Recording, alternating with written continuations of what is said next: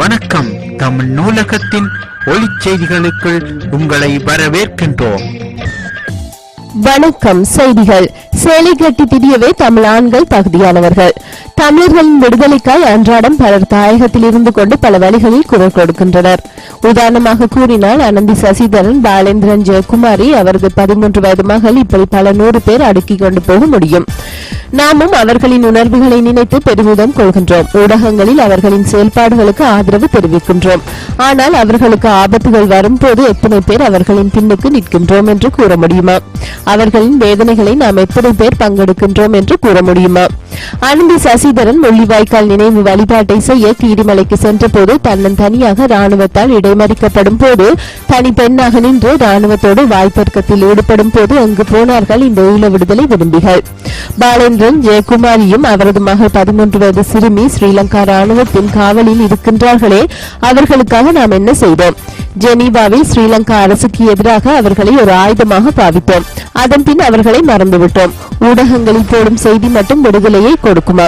குடும்ப சண்டைக்கு கொலையும், குழுக்கள் சண்டையில் வாழ்வெட்டும், கள்ளக்காதலுக்கு கழுத்து வெட்டும் அன்றாடம் செய்யும் நாம் இன சண்டைக்காய் என்ன செய்தோம்? முள்ளிவாய்க்காலின் பின் தமிழ் ஆண்களின் வாய்கள் தான் ஆண்களை போல் இருக்கின்றன. செயல்பாடுகள் அனைத்தும் பெண்களை விட பலவீனமானதாய் இருக்கிறது. இதைவிட கேவலமாகவே தமிழ் ஆண்களை விமர்சிக்க வேண்டும். ஆனால் நாம் எழுதும் மொழி கீழ்த்தனமாக விடும் என்பதற்காக எழுதவில்லை. 2 உறவுகளுக்கு நினைவு கூற சென்றவர்களை தமிழர்களை தடுக்கின்றார்கள். அதை எவராவது சரியான முறையில் பட்டி கேட்டார்களா? தேசிய தலைவர் மேதகுவே பிரபாகரன் என்கின்றவர் தமிழினத்தில் பிறந்திருக்கவில்லை எனில் தமிழ் ஆண்கள் சேலை கட்டி திரியவே தகுதியானவர்களாய் இருந்திருப்பார்கள். அன்பானவர்களை, இவ்வரிகள் வேதனையில் எழுதும் வரிகளை. எம்மை நாம் கேவலப்படுத்த வேண்டும் என்கின்ற சிந்தனையும் ஆசையும் எமக்கில்லை. ஆனால் நாம் புரிந்து கொள்ள வேண்டும். எமக்கு விடுதலை கிடைக்க வேண்டும் எனில் நாம் போராட வேண்டும். ஆயுதம் இல்லாமலே பல நாடுகளில் மக்கள் கிளர்ச்சியை செய்து அரசுகளை கலைத்தார்கள்.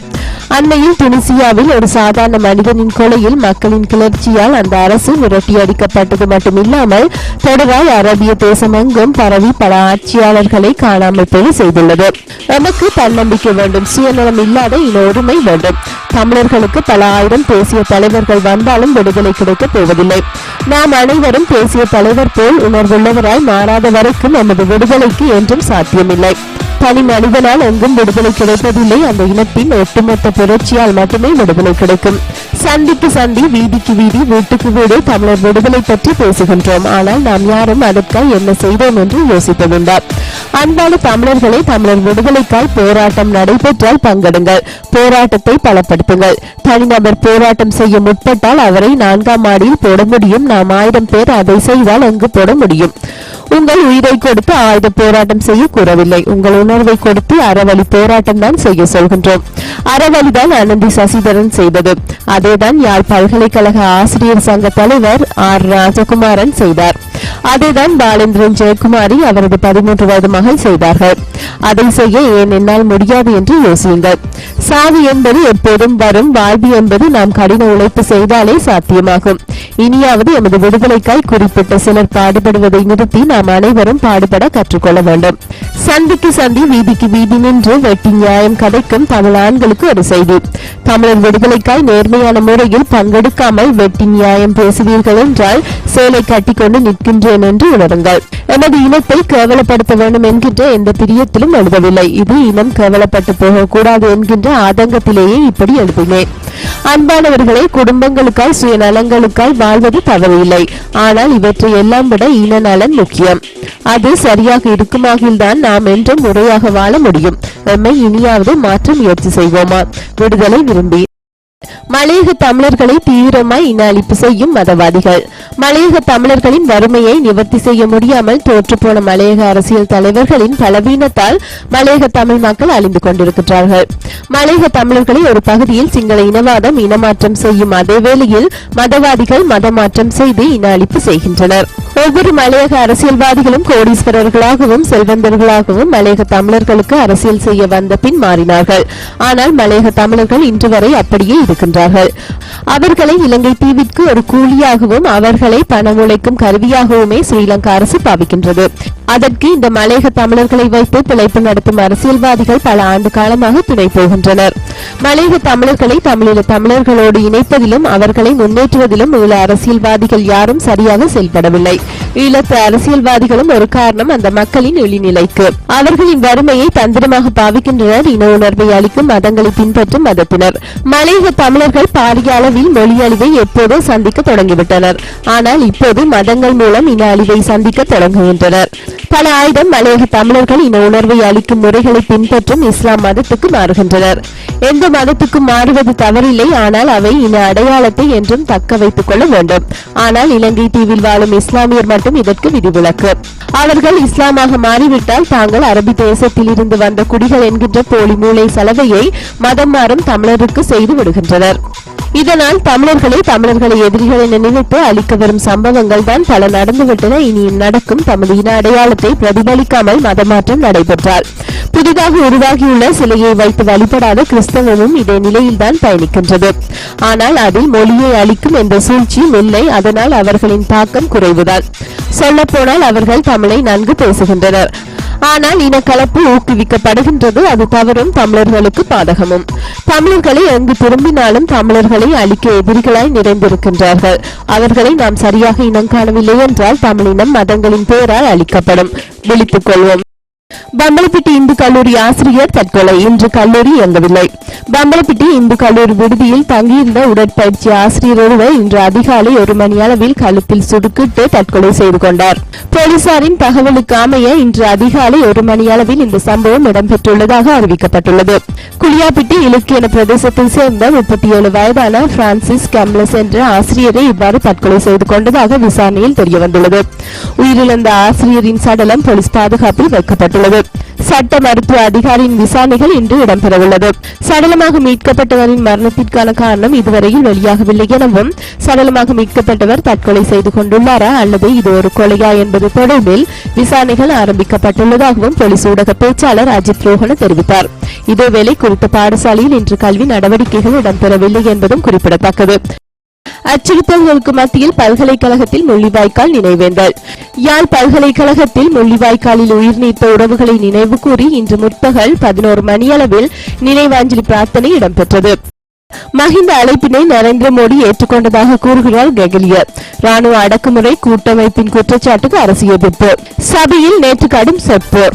இலங்கைக்கு விஜயம் செய்யுமாறு பாரதிய ஜனதா கட்சியின் பிரதமர் வேட்பாளர் நரேந்திர மோடிக்கு தமிழில் ஆக்கிரமிப்பு மற்றும் தமிழின் அளிப்பு ஸ்ரீலங்கா ஜனாதிபதி விடுத்த கோரிக்கையை அவர் ஏற்றுக்கொண்டுள்ளதாக ஸ்ரீலங்கா ஊடக அமைச்சர் கெகலிய ரம்புக்வெல தெரிவித்துள்ளார். இந்தியாவின் பிரதமராக நரேந்திர மோடி தெரிவு செய்யப்பட்டுள்ளார். நரேந்திர மோடி விரைவில் இலங்கைக்கு விஜயம் செய்வார் என எதிர்பார்ப்பதாக அமைச்சர் கெகலிய தெரிவித்துள்ளார். ஸ்ரீலங்காவுக்கும் இந்தியாவிற்கும் இடையிலான உறவுகள் வலுவாகவே காணப்படுகின்றன என அவர் குறிப்பிட்டுள்ளார். ராணுவ அடக்குமுறை கூட்டமைப்பின் குற்றச்சாட்டுக்கு அரசு எதிர்ப்பு. சபையில் நேற்று கடும் சொற்போர். போரால் உயிரிழந்த மக்களை நினைவு கூறுவதற்கு வைகாசி 18ஆம் தேதி தடை விதிக்கப்பட்டமை, அத்தினத்தில் தமிழில் ஆக்கிரமிப்பு மற்றும் தமிழின் அளிப்பு ஸ்ரீலங்கா ராணுவ சுற்றிவளைப்புகள் இடம்பெற்றமை போன்ற விடயங்கள் தொடர்பில் தமிழ் தேசிய கூட்டமைப்பின் நாடாளுமன்ற உறுப்பினர் மாவை சேனாதிராஜா நேற்று சபையில் பேசுகையில் அதற்கு ஆளும் தரப்பினர் கடும் எதிர்ப்பை வெளியிட்டதால் நாடாளுமன்ற உறுப்பினர் மாவை சேனாதிராஜாவுக்கும் ஆளும் தரப்பு நாடாளுமன்ற உறுப்பினர்களுக்கும் இடையில் கடும் சொற்போர் இடம்பெற்றது. நாடாளுமன்றம் நேற்று பிற்பகல் 1 மணிக்கு பிரதி சபாநாயகர் சந்திம வீரக்கொடி தலைமையில் கூடியது. சபாநாயகர் அறிவிப்பு, பொதுமனு தாக்கல், வாய்மூலம் விடைக்கான கேள்வி நேரம் ஆகியன முடிவடைந்த பின்னர் அரசுக்கு எதிரான பிரதான எதிர்க்கட்சியான ஐக்கிய தேசிய கட்சியால் கொண்டுவரப்பட்ட நம்பிக்கையில்லா பிரேரணை மீதான விவாதம் ஆரம்பமானது. ஐக்கிய தேசிய கட்சியின் சிரேஷ்ட உப தலைவரான ஜோசப் மைக்கேல் பெரேரா பிரேரணையை சமர்ப்பித்து விவாதத்தை ஆரம்பித்து வைத்து உரையாற்றினார். நாடாளுமன்ற உறுப்பினர் ரவி கருணாநாயக்க அதை வழிமொழிந்து உரையாற்றினார். அதன் பின்னர் அமைச்சர் நிமல் சிறிபால டி சில்வா உரையாற்றினார். அதனைத் தொடர்ந்து தமிழ் தேசிய கூட்டமைப்பின் நாடாளுமன்ற உறுப்பினர் மாவை சேனாதிராஜா உரையாற்றினார். அவர் தமது உரையின் போது போதை வஸ்து பாவனையால் ஏற்படும் சீரழிவுகளை சுட்டிக்காட்டி பேசினார். வடக்கில் ஒரு வீட்டுக்கு ஒரு ராணுவ சிப்பாய் என்ற அடிப்படையில் பாதுகாப்பு பலப்படுத்தப்பட்டிருந்தாலும் அங்கும் போதை வஸ்து பாவிப்போர் தொகை அதிகரித்து வருகின்றது என்றும் கூறினார். இவ்வாறு உரையாற்றிக் கொண்டிருக்கையில் நாட்டில் போதை வெறி தலை தூக்கியுள்ளது போல் மதவெறி, இனவெறி ஆகியவையும் தலை தூக்கியுள்ளன என சுட்டிக்காட்டி வைகாசி 18ஆம் தேதி வடக்கில் நடந்தவற்றை விவரமாக சபையில் விவரித்தார் நாடாளுமன்ற உறுப்பினர் மாவை சேனாதிராஜா. இதன்போது ஒழுங்கு பிரச்சனை ஒன்று எழுப்பிய பிரதி அமைச்சர் சனத் வீரசேகர மக்களை நினைவு கூற தடை விதிக்கவில்லை என குறிப்பிடுகையில் இது ஒழுங்கு பிரச்சனை அல்லவென்று மாவை சேனாதிராஜா வாதிட்டார். மாவை சேனாதி ராஜாவுடன் இணைந்து சுமந்திரனும் குரல் எழுப்பினார். இதனையடுத்து சுகாதார பிரதியமைச்சர் லலித் திசாநாயக்கவும் கூட்டமைப்பினருடன் தர்க்கத்தில் ஈடுபட்டார். பிரதியமைச்சர்கள் இருவரும் எழுந்து நின்று கொட்டி கொட்டி என கத்தினர். இதற்கு மாவை சேனாதி ராஜா பதிலடி கொடுத்துக் கொண்டிருந்தார். இதனால் சபையில் பெரும் கூச்சல் குழப்பம் ஏற்பட்டது. யாழ் பல்கலைக்கழகம் மூடப்பட்ட விவகாரம் குறித்து மாவை சேனாதி ராஜா பேசுகையில் அவருக்கும் அமைச்சர் டக்ளஸுக்கும் இடையில் சூடான வாத பிரதிவாதங்கள் இடம்பெற்றன. சர்வதேச விசாரணைக்கு இணங்க மாட்டோம் என ஸ்ரீலங்கா உத்தியோகபூர்வமாக அறிவிக்கவில்லை. ஐநா மனித உரிமைகள் பேரவை சர்வதேச விசாரணை யோசனைக்கு இணங்க முடியாது என்ற தமிழில் ஆக்கிரமிப்பு மற்றும் தமிழின் அளிப்பு ஸ்ரீலங்கா அரசாங்கத்தின் முடிவு இதுவரை தமக்கு உத்தியோகபூர்வமாக அறிவிக்கப்படவில்லை என்று ஐநா மனித உரிமைகள் பேரவை தெரிவித்துள்ளது. இது தொடர்பாக ஐநா மனித உரிமைகள் பேரவையின் செய்தி தொடர்பாளர் இலங்கையின் செய்தித்தாள் ஒன்றுக்கு தெரிவிக்கையில், ஸ்ரீலங்காவின் வெளியுறவு அமைச்சர் GL பீரிஸ் உட்பட்டவர்கள் இந்த விசாரணைக்கு இணங்க முடியாது என்று கூறி வருவதை சுட்டிக்காட்டியுள்ளார். எனினும் தமக்கு அந்த நிலைப்பாடு உத்தியோகபூர்வமாக கிடைக்கவில்லை என்று அவர் குறிப்பிட்டுள்ளார். இந்த நிலையில் உண்மையை கண்டறியும் குழுவை அமைக்க அரசாங்கம் ஆர்வம் கொண்டிருப்பதால் சர்வதேச விசாரணைக்கும் ஸ்ரீலங்கா அரசாங்கத்தின் ஒத்துழைப்பு கிடைக்கும் என்று தாம் நம்புவதாகவும் அவர் தெரிவித்துள்ளார். இதற்கிடையில் ஸ்ரீலங்காவுக்கு எதிரான சர்வதேச விசாரணைக்கான குழு அமைப்பு பணிகள் இந்த மாதத்துக்குள் நிறைவடைந்துவிடும் என்று எதிர்பார்க்கப்படுகிறது.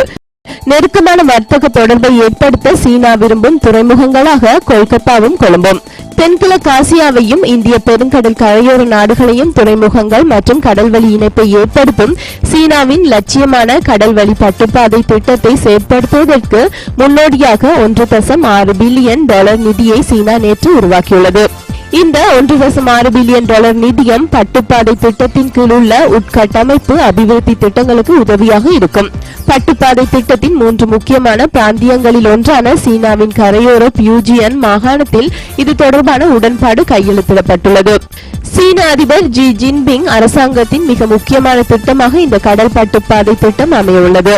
சீனாவையும் இந்திய பெருங்கடல் பிராந்தியத்தையும் இணைத்த பழங்கால பட்டுப்பாதையை மீண்டும் புதுப்பிக்கும் முயற்சியாக இந்திய பெருங்கடலில் உள்ள தென்கிழக்காசிய நாடுகளையும் தனது கரையோர பகுதிகளுடன் இணைக்கும் சுதந்திர வர்த்தக வலயங்களை உருவாக்குவதிலும் சீனா ஆர்வம் கொண்டுள்ளது. சீனா ஏற்கனவே துறைமுக கட்டுமானங்களில் ஈடுபட்டுள்ள பாகிஸ்தான், ஸ்ரீலங்கா, பங்களாதேஷ் ஆகிய நாடுகளில் இந்த உட்கட்டுமான திட்டங்கள் செயற்படுத்தப்பட உள்ளன. எவ்வாறாயினும் இந்த திட்டம் தொடர்பாக இந்த மாதம் முற்பகுதியில் சீனாவின் அதிகாரப்பூர்வ செய்தி நிறுவனமான சின்ஹாவா வெளியிட்ட வரைபடத்தில் பாகிஸ்தானின் குவடா துறைமுகம் இடம்பெறவில்லை. நெருக்கமான வர்த்தக தொடர்பை ஏற்படுத்த சீனா விரும்பும் துறைமுகங்களாக கொல்கத்தாவும் கொழும்பும் குறிப்பிடப்பட்டிருந்தன என்பது குறிப்பிடத்தக்கது. யாழ் பல்கலைக்கழக ஆசிரியர் சங்க தலைவர் ராஜகுமாரனை 4ஆம் மாடிக்கு விசாரணைக்கு வருமாறு அழைப்பு. யாழ் பல்கலைக்கழக ஆசிரியர் சங்க தலைவர் ராஜகுமாரனை தமிழில் ஆக்கிரமிப்பு மற்றும் தமிழின் அளிப்பு ஸ்ரீலங்கா கொழும்பு பயங்கரவாத குற்றத்தடுப்பு காவல்துறை பிரிவு தலைமையகமான 4ஆம் மாடிக்கு இன்று புதன்கிழமை விசாரணைக்கு வருமாறு அவசர அழைப்பு விடுக்கப்பட்டுள்ளது. இதனை அடுத்து அவர் நேற்று செவ்வாய் இரவு கொழும்பு புறப்பட்டுச் சென்றுள்ளார். முள்ளிவாய்க்கால் நினைவு தினம் நெருங்கிய நிலையில் 5 நாட்கள் திடீரென மூடப்பட்ட யாழ்ப்பாண பல்கலைக்கழகம் இன்று புதன்கிழமை கல்வி செயற்பாடுகளுக்காக திறக்கப்படுகிறது. இந்நிலையில் முள்ளிவாய்க்காலில் பலியான மக்களுக்கு இன்று பல்கலைக்கழகத்தில் அஞ்சலி செலுத்த ஏற்பாடு செய்யப்பட்டிருந்ததாக கூறப்படுகிறது. ஆசிரியர் சங்கத்தினரும் இதற்கான ஏற்பாடுகளில் ஈடுபட்டிருந்தனர் எனவும் தெரிய வருகிறது. இந்நிலையிலேயே யாழ் ராணுவ சிவில் தலைமை காரியாலயத்துக்கு அழைக்கப்பட்ட ராஜகுமாரன் தலைமையிலான ஆசிரியர் சங்க பிரதிநிதிகளை படை அதிகாரிகள் சந்தித்து அஞ்சலி நிகழ்வுகள் எதனையும் நடத்த வேண்டாம் என கடும் தொனியில் அறிவுறுத்தியுள்ளனர். சந்திப்பு இடம்பெற்ற சில மணி நேரங்களிலேயே 4ஆம் மாடிக்கு வருமாறு அவர் அழைக்கப்பட்டுள்ளார். இன்று புதன்கிழமை காலை 9:30 மணிக்குள் விசாரணைக்கு வர வேண்டும் என காலக்கெடுவும் விதிக்கப்பட்டிருந்தது. விசாரணைக்கு வராவிட்டால் கடுமையான நடவடிக்கை மேற்கொள்ளப்படும் என்றும் அவர் எச்சரிக்கை செய்யப்பட்டுள்ளாராம். இதனையடுத்து ஆசிரியர் சங்க தலைவர் ராஜகுமாரன் நேற்று மாலையே கொழும்பு புறப்பட்டு சென்றார். நன்றி, வணக்கம்.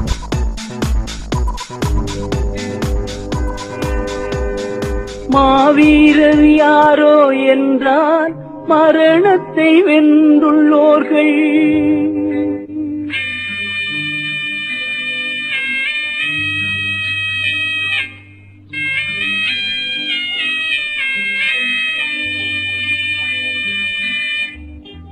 மாவீரர் யாரோ என்றால் மரணத்தை வென்றுள்ளோர்கள். தாய்மானம் வாழ என்று தம்மையே தந்துள்ளோர்கள். ஊர் வாழ வேண்டும் என்று உன்னத ஆர்வம் கொண்டோ ஏராளமான தூய எண்ணங்கள் தாங்கி நின்றோர் மாவீரர் யாரோ என்றால் மரணத்தை வென்றுள்ளோர்கள்.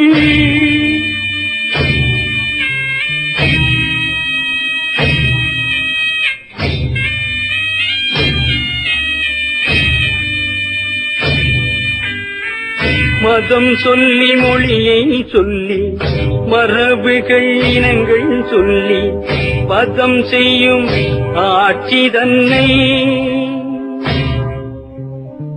உதைத்திட எழுந்த தீரர் சிதைந்தது மானம் என்றால் சினந்திடும் வீரவான்கள். மதம் சொல்லி மொழியை சொல்லி மரபுகள் இனங்கள் சொல்லி பதம் செய்யும் ஆட்சி தன்னை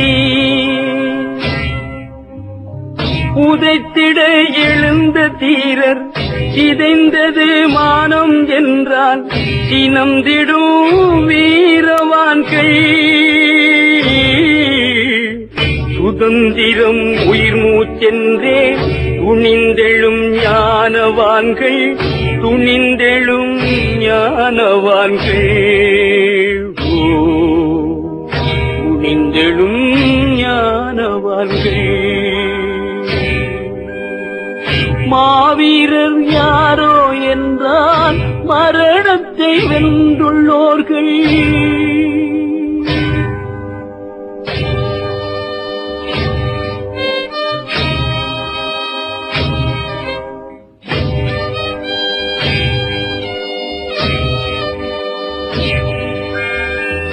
தேசிய உரிமை வாழ்வின் சின்னமாய் மின்னுவோர்கள் வீசிய இளம் தென்றல்கள். விடுதலை தளிரில் மீன்கள் வெற்றிக்கோர் ஊக்கம் நல்கும் விடுதலை ஆண் பெண் பொன்கள். தேசிய உரிமை வாழ்வின் சின்னமாய் மின்னுவோர்கள் ஈசிய இளம் தென்றல்கள். விடுதலை தளிரில் மீன்கள் வெற்றிக்கோர் ஊக்கம் நல்கும் விடுதலை ஆண் பெண் பொன்கள். பற்றுக்கோடாகி எங்கள் பலமாகி நிற்கும் தூண்கள், பலமாகி நிற்கும் தூண்கள். பலமாகி நிற்கும் தூண்கள். மாவீரர் யாரோ என்றால் மரணத்தை வென்றுள்ளோர்கள்.